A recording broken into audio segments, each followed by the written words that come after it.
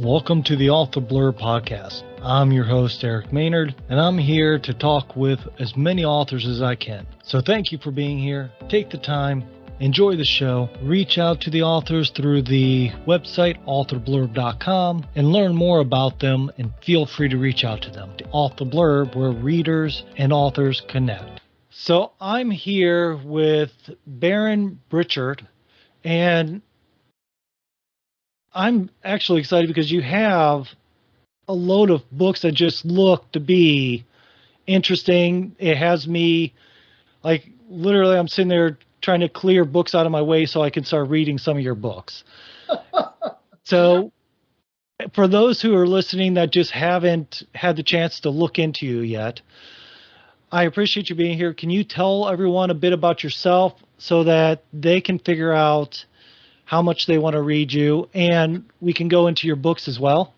Absolutely, you bet. Well, first of all, thank you very much for having me. I know what a busy guy you are and what a successful podcast you have. So to be a part of it is really a delight for me, and I appreciate it. My name is Baron Birtcher.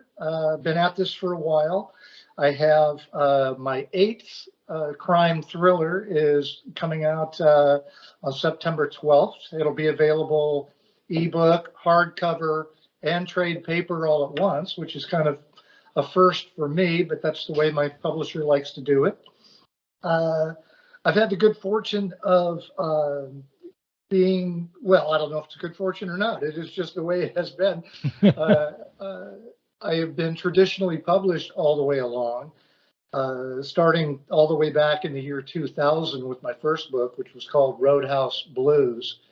And that one is the beginning of a series that features a PI, a retired cop in the Southern California area.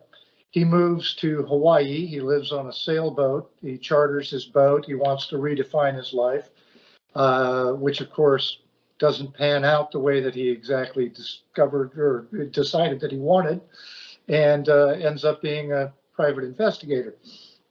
It's a hard-boiled series. There are 4 books in that series.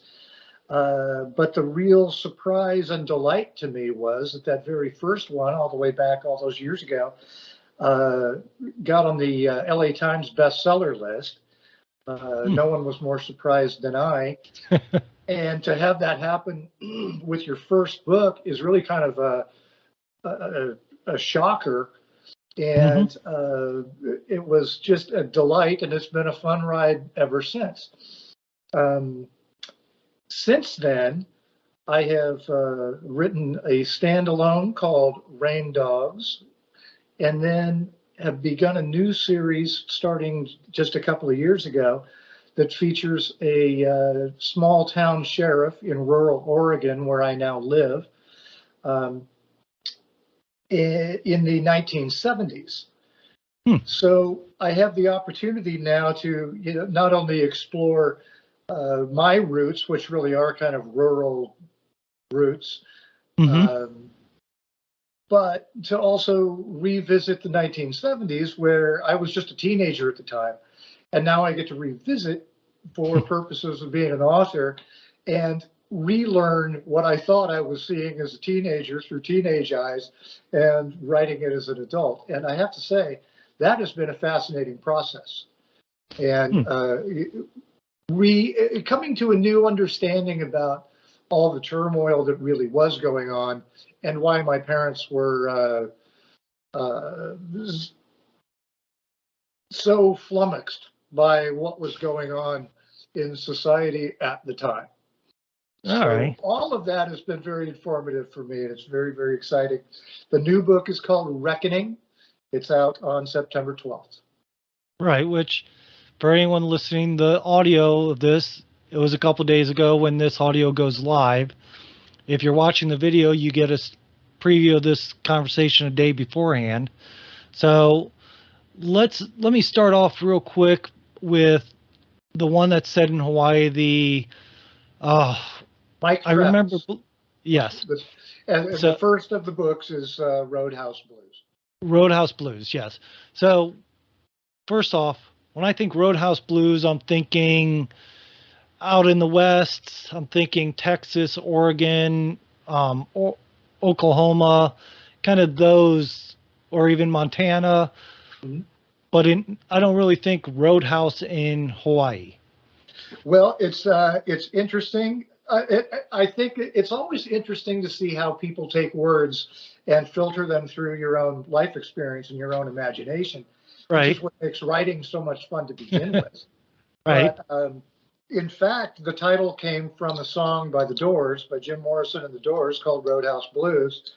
And the Doors, of course, were and are probably the quintessential Los Angeles rock band of the late '60s. So I Hmm. borrowed that title for that purpose. Jim Morrison actually figures into the storyline, and he's a character that I find very interesting. And there again, it dovetails into my life experience. Before being a writer, I was in the music business for a number of years, not only as a performer, but later as an artist manager and a record producer. So kind of been on both sides of the studio glass. Well, that's interesting to know. I was going to say my ability with music is really non-existent.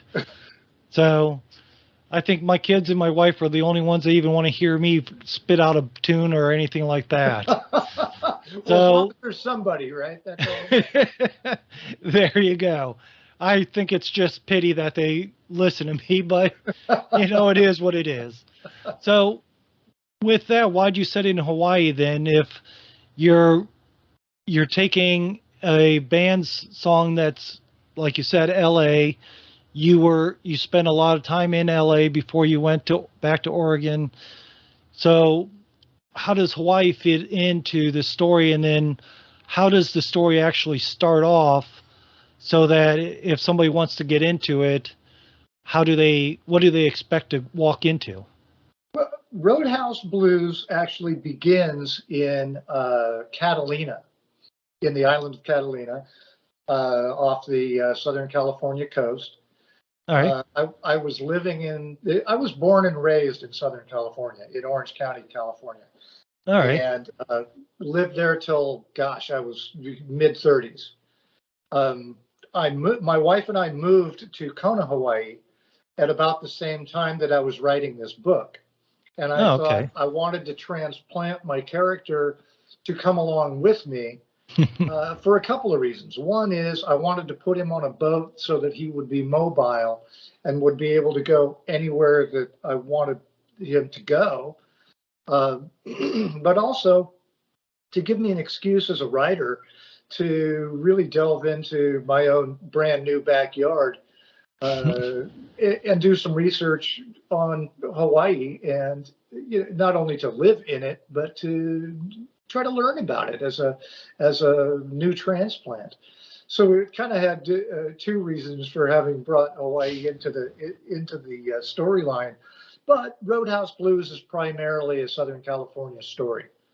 The second book in the series is called Ruby Tuesday, a Rolling Stones song. Right. I'm sure you're seeing the pattern forming already. Yeah. And, and that one takes place entirely in Hawaii, as does the rest of the series. All right. So what is it that what's the premise? Because there's a lot of PI books out there. Right. And I mean, literally, you could throw a dart at a wall and probably hit a PI book. What what is it that what is it about your PI book that brings out your character and the story that people want to read? Well, I think two things. One is um, it the storyline leans heavily on the music business, All right. and and in the case of Roadhouse Blues, leans heavily on the mythology that surrounds Jim Morrison and his mysterious death in Paris, France, and a lot of the odd occult kinds of musings that surrounded his life and his lyrics and his story, the story of the Doors, Mm-hmm. that hovers around L.A. like a cloud. All So right. it was a very fertile field to till for me, particularly because I knew quite a bit about it because I'd lived in it. But Right. from that perspective, it was one of the, at the time, certainly, one of the first PI books to ever be set in that world. And, to be that steeped in rock music and to feature a real life rock god. All right. So the book takes place during the 60s in that era, or No, it takes place in contemporary time, so it's set in and around the year 2000 when I wrote it. So that book harkens back now a while, okay. but it is set in contemporary times. The whole Mike Travis series is pretty the early 2000s, mid 2000s, because that's it was just contemporary. Right. Uh, the new series, on the other hand, is entirely different. And I have to say, it is, for me, it's been a great, fun adventure to do something brand new and kind of take a little hiatus from the Mike Travis world and spend a little time with the new main character, Ty Dawson, who Yeah. is he's a cattle rancher and a Hmm. very reluctant sheriff who was essentially conscripted to become a sheriff because there was some lawlessness happening and the law enforcement infrastructure that existed at the time was sorely lacking and they needed some help. And Now, Ty Dawson lends a hand and becomes a lawman. all right. So now the Ty Dawson series, with that there, that takes place, I think you said in the 70s out in Oregon, right? Correct. And that is where I live now. I lived in Hawaii for about 15 years. All right. Moved here to Willamette Valley in Oregon back about 15 years ago. So I've lived here about 15 years now. You may hear cattle roaming around that may be lowing here shortly. My neighbor's doing some rounding up, so there's some Okay. dogs and cows chasing each other around out there a little bit. But yeah, it's the world I live in now. But there's actually a little different element to the 70s Ty Dawson thing that really there are the cows now. um, that really informed the Ty Dawson series, and that was that when I started writing this, which was about 2017, which is the first book, the title of which is South California Purples. Again, another song title by the band Hmm. Chicago. Uh, Oddly enough, I know all these bands and the songs. oh, do you? Outstanding. Hey, I Well, grew up loving music, so South California Purples is definitely a deep cut, but I've always loved the title, and I thought that it fit the storyline. We won't go into that part of it at the moment, but what was happening in my life at the time was my dad. We had learned that my dad was ill, and the time was likely going to be short.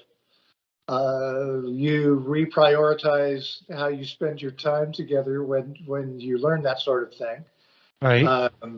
So I became really interested with just kind of going back to my teenage years. I'm the youngest of three.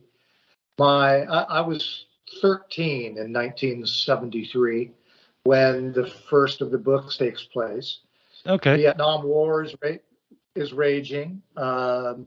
Lot of political unrest, a lot of turmoil.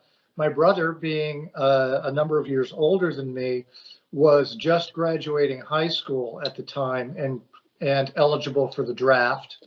A lot of dinner time conversation about that and about warnings against drugs and all the hippie bad stuff that could lead you down the bad path and all of that. Right. But I was hearing all of that through the ears of a preteen. So as I was discussing those times with my dad, I had a brand new appreciation. Now being a grandfather myself, I have a brand new appreciation of the challenges of parenting and how challenging that must have been with the laundry list of surprises that were taking place in society in the early 70s that my parents had. The political world that was, all over the place, a president in deep turmoil, just everything that could be chaotic was. And yet our childhood felt stable and fine, and then, a duck moving across the pond, but a lot going on. So I got to research that, and I got to hear his take on that. And those conversations informed who my character Ty Dawson is, because he's a man in his early 40s in 1973. He's a simple man in a rural county. He is a successful rancher, but that is what he wants to do. And to be drawn into everything that the age of Aquarius was dropping in his lap was not exactly what Ty Dawson wants in his life. But we don't get to choose what happens to us sometimes. Absolutely. Now, with that, so people have an understanding of the actual setting of it, because there's a good amount of people that are listening to this that are in cities that, like, when even now that I live in a city, when I tell somebody I grew up in a town that used to have a single blinking red light that doesn't anymore, and that we had tractor days where the tractors would come to the school and you'd have backup, the only time you had backup. And literally our school was covered with fields on all four sides. People kind of look at you funny and go, well, how do you manage that? Or they don't comprehend the fields on all sides. You have more cows than people around your town, kind of a thing. What is the environment looking like in the 70s in Oregon that people, I'm picturing wide open spaces, 40 acres for just the cattle to run around and things like that? Your mental image is spot on. The description of the way you grew up is very similar to the way I grew up. It was a very small town in Southern California. At the time, lots of agriculture, orange groves and avocado groves everywhere. Everywhere there weren't cattle. And some of California's larger cattle ranches were actually down in Orange County. The Mission Viejo Ranch, the Irvine Ranch, being two of the very, very large ones. And I grew up on horseback. I saddled my first horse. I was probably 6 years old. Well, it was a pony. Right. We get to I was going to say you was a tall 6-year-old then. Yeah, no. Well, it was a short pony, and I was a normal sized kid. But no, it was a horseback for most of my childhood, and I took it for granted because when you're kids, the childhood you grow up in is the childhood you have, compared to what. So I loved it, and I look back on that with great, great fondness because that area has changed considerably. I don't think there's a cow to be found in the whole county. I'm not sure, but here in Oregon, outside of the major cities, outside of Salem or Portland, it is very rural and it's very agricultural. Still, one of the largest rodeos in the whole country is the Pendleton Rodeo in Pendleton, Oregon. Several that happen right outside my backyard. I live on a small ranch here in the Willamette Valley. All of my neighbors are either ranchers or wine growers, grape growers. And it's very, very quiet and rural out here too. So to look out my window when I'm writing the Ty Dawson series is always inspirational because it's the same view he enjoys. So what kind of things does Ty get himself into? Like, let's start off with the first book. What's he diving into on that first book of the series? Uh, And what kicks it all off that's forcing him, besides just the rampant crime, what's forcing him to actually get into it other than protecting his own land? I love that question. Nobody's ever asked me that question. Of course, when you read the book, right away. A reader would find out right away.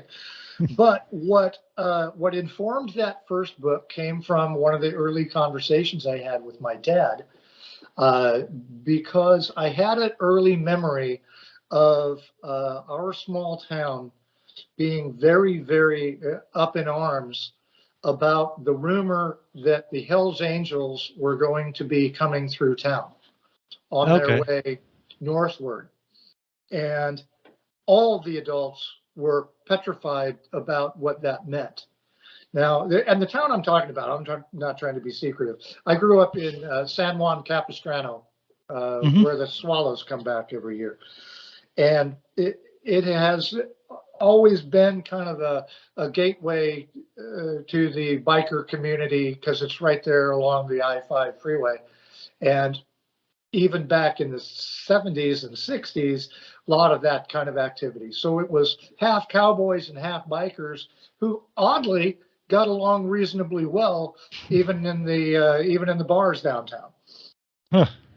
But there was some nervousness that this was going to cause some trouble. And what informs South California Purples is twofold. One, there is a government roundup of wild Mustangs that is that's taking place on BLM land, Bureau of Land Management, federal land, that has some naturalists very upset because they're not just being rounded up to go put saddles on them. They're being rounded up essentially to be used as rawhide dog toys and food, cat food. Mm. So not a happy ending for wild Mustangs. Right. So a little bit of turmoil begins as protesters move into town to try to put a stop to that. The bikers happen to be coming through at the same time and smelling blood in the water. They are all over the protest. And now they're going to kind of do an Altamont kind of situation. And okay, we'll just be your security, which is pretty much the last thing they really actually do. Right. This is not a service organization. So the confluence of these two real world events create more lawlessness than little Meriwether County was prepared to deal with. So they conscript Ty Dawson, who was an MP when he served in the Army, and they thought that they could draw upon that skill set and he could be of some service. And one thing leads to another, and trouble that they anticipated does in fact ensue. All right. So, what kind of character is Ty Dawson in the sense of, is he one of these gruff kind of, I only talk when I have something I think's important, or is he kind of a easygoing, I'll tell you a story, but you better listen or I'll put you on your ear kind of a thing? Well, he has he's a little of both actually, which is in my experience kind of the cowboy way. Right. You say a little and do a lot is kind of the thinking, but when necessary, if action is required, action you will get, Mm-hmm. and you'll get it rapidly, and you'll know right away which end of it you're on. Um, Ty is actually, his ranch is actually a family ranch that is several thousand acres. It's an enormous cattle operation. All That's right. all it's what he wants to do. It's his life. He lives with his wife and his college age daughter, and a bunkhouse full of cowboys that do the branding and that back Ty up on the day-to-day ranching operations. He has a curmudgeonly mid-60s experienced ranch manager who is a very crusty, I find him very amusing, old school cattleman. And that's who Ty is. He is singularly focused. He's a family man and he's a rancher.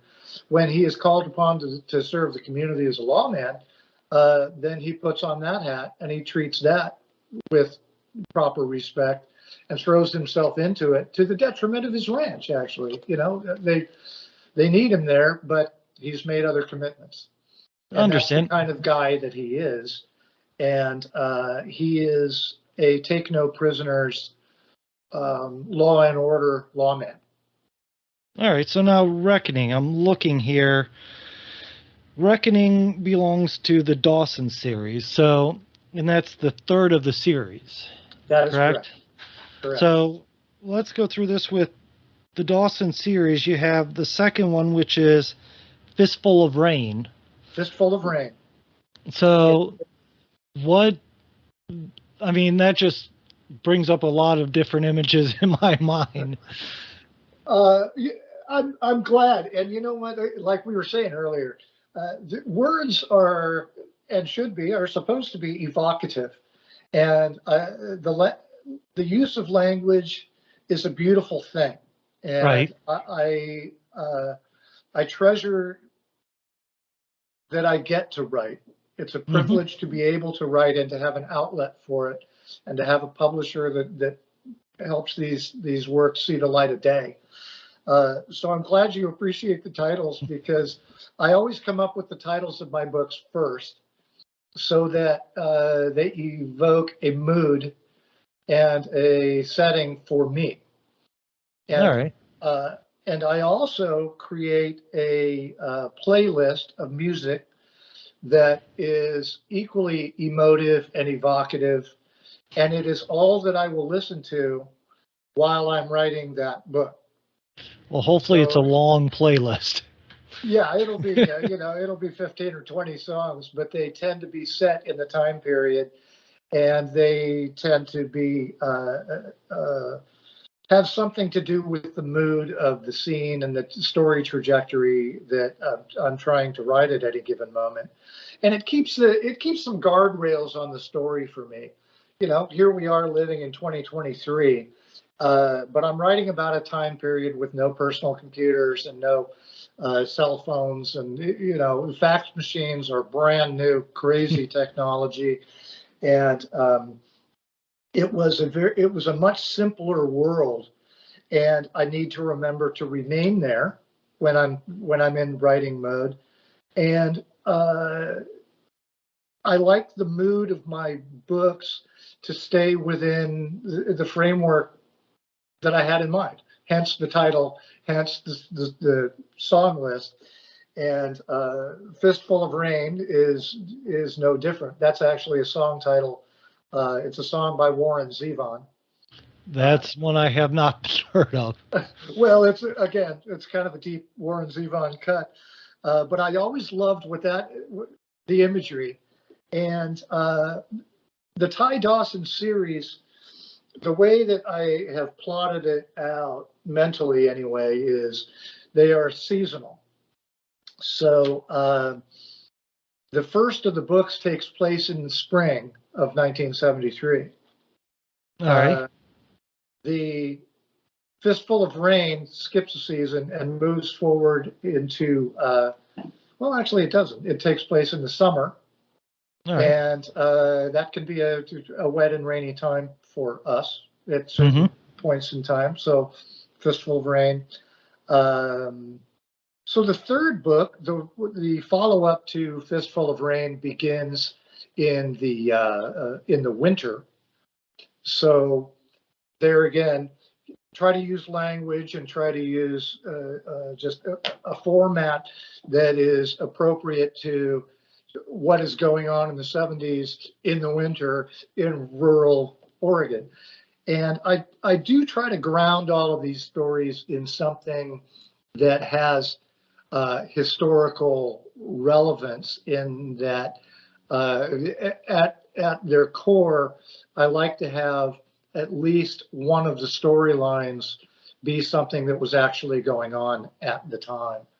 And again, it helps ground the story for me as a writer, that it can be easy to let one's mind wander, and you get a little bit off the tracks. You can get a little bit off the tracks if you don't remember that you're in 1973, 1974, and what's on people's minds are a gas shortage and the Vietnam War and a president that is facing, ultimate resignation, and there's just a bunch of junk going on that is kind of spooky. All right. Well, from what I remember of the 70s, you had, I think it was Nixon, which he was going through because there was Watergate, and at the time that was the biggest thing that ever happened in politics. Yeah. And I remember reading quite a bit about the Vietnam War and hearing about the gas shortages and things like that. So you have the first book starts off with the Hells Angels and protesters and all this stuff going on into this rural community. Fistful of Rain, what's happening in that? The second book finds that there's a commune of hippies that has moved into a ranch out in the boonies, and they are being accused by some of their neighbors of stealing livestock and causing other mischief, which may or may not be true. Ty Dawson discovers, because the people that are making the complaints have beefs of their own with these kids and aren't necessarily enthusiastic with having a bunch of, long-haired, pot-smoking hippies in their backyard, which is a threat to society at large, of course. And, it's just, there's a lot of upset in a small community.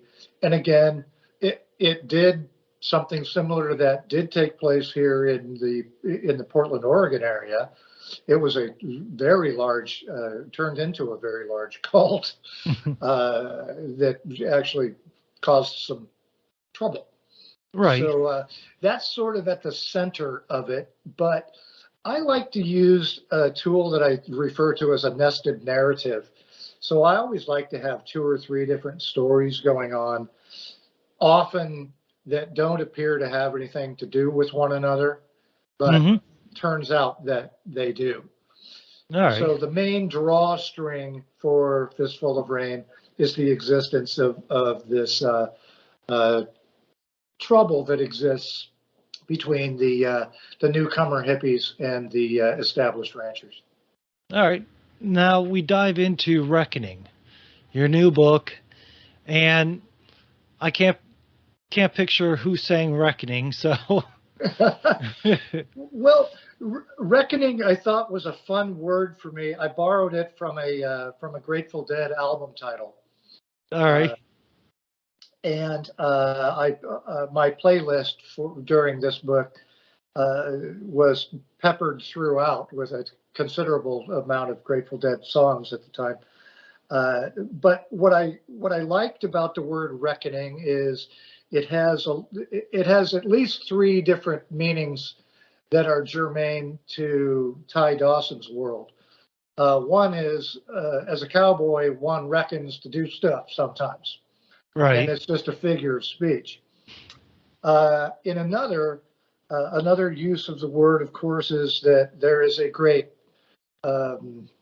reckoning. There is a great judgment that's coming down where good will be sorted from bad. All right. And the third of which is the navigational use of the word. Where are we going? And hence the term dead reckoning, where you reckon based on just the stars and the position of the sun. Right. So I liked using those terms interchangeably in the story, and I was careful to do so. And they are in there. For those of you who enjoy Easter eggs in your books, you could look for the word reckoning in there, because I was having fun with the language. But that story is the main draw is kind of borrowed from more recent history, um, whereby the federal government comes in and sort of interferes with a cattle rancher's access to water. Now, All that right. actually happened a few years ago Mm-hmm. in the Malheur wildlife region here in eastern Oregon. And it ended up with the occupation of some federal land, and some people were killed, and it was a real mess. Right. I borrowed from that, and I placed part of that story or a similar story in the 1970s, because there was a similar story in the 1970s. All right. The B story is the apparent suicide of a Portland um, narcotics cop out at a fishing lodge in Ty Dawson's rural county over by the river.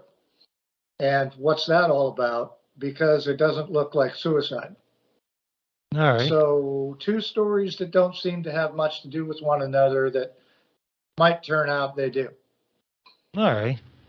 So now, how much of, because with your first book, your first series, not your first book, I'm sorry, your first series, there's 3 in that series, correct? Or was there 4? There are 4 in in that series. that series, followed So, by a standalone, and yep, then the Ty Dawson series. which you have 3 in this one now. Thus So far, that's what I was going to go and ask you is, do you see yourself carrying on with more stories with Ty Dawson? Is it going to be, do you have an end planned out, or is it just, let's see how far I can go with him? Ty Dawson has had the genesis of the character and the trajectory of the story have surprised me. All right. I thought it might be a standalone, but it wasn't. And there are so many more stories that have shown themselves to me that for right now, there's no end in sight. All right. Ty Dawson essentially is kind of Longmire meets Yellowstone in the 1970s in rural Oregon, All and right. and is it's fertile ground to till for me from a imagination standpoint, but it's also easy ground to till because I look out my window at it every day. Right. And that character, as I said, he began with roots in my dad's story, but as he grows, as Ty Dawson grows, there are a lot of different facets to his personality that are great fun for me to sort of delve into, and I really like him, and I like his cast of cowboys and deputies that assist him in his job.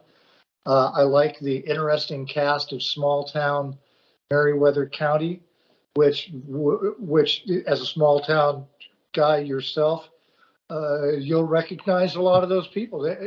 They are kind of archetypes, Right. because they are archetypes. Oh yeah. And they really do exist, and I know these people too. So I don't know, it's a lot of fun for me, and I see no end in sight. Well, good. Well, I'll tell you what, I'm definitely looking forward to reading quite a bit more about Ty Dawson. And the likelihood is I have a feeling this might be a series that I get into and just keep going with. So, I certainly hope so. So, well, it's an ever growing library list of mine. So, and like I think I told you at the beginning, I'm looking at rearranging some of the books I planned on reading to slide your books in because I'm really just the book covers of the Ty Dawson series caught my attention. So with that being said, I could probably talk to you about all your books repetitively in details until I get the whole story of every bit of them, but I think it's best for people to actually go and read your books. Where would you suggest people go and find your books, find you if they want to ask you questions? Where do you prefer them to go? I am on Facebook and Instagram, and I should be fairly easy to find on both of those things if you just look up my name, and it's Baron, like the Red Baron, Birtcher, and join me. Just be honest with you. So friend me, and we'll stay in touch that way, and I'll keep you informed on what's going on with the books as well as what's going on outside my window. In terms of the books, a couple of them are on audiobooks. South California Purples is an audiobook. A couple of the Mike Travis's are also audios. They're all available in trade paper. They're all available on ebook. I'm sure there's some hardcovers still floating around out there somewhere. But yeah, you should find me. You can find me on any of the normal platforms: Amazon, Apple, Barnes and Noble, and your local bookstore. Please, your local independent bookstore. Go there first. Sounds like a good idea. And if it's not there, you should ask the bookstore to get it for you so you can get it from them. Absolutely, yes. So with that saying, again, thank you for being here. And if anyone's wondering, there's a profile of you on authorblurb.com where they can find you, read more about you, see the books, and your links, of course. So with that being said, I'm going to have you hold on for me just for another moment, but this is going to be the end for everyone else. And again, thank you very much for being here. I've enjoyed learning about your books and talking with you. Thanks, Eric. It's been a delight. Thank you. Thank you for listening to the show. We enjoyed having you here, and I hope you enjoyed listening to the author speak as well. So now, take the time, subscribe, reach out to the authors, and go and buy their books. Let other people know about their books, about the show, and help grow both our communities. The authors would love to hear from you as much as I would. So thank you again. I hope you have a good day, and we look forward to seeing you on the next episode.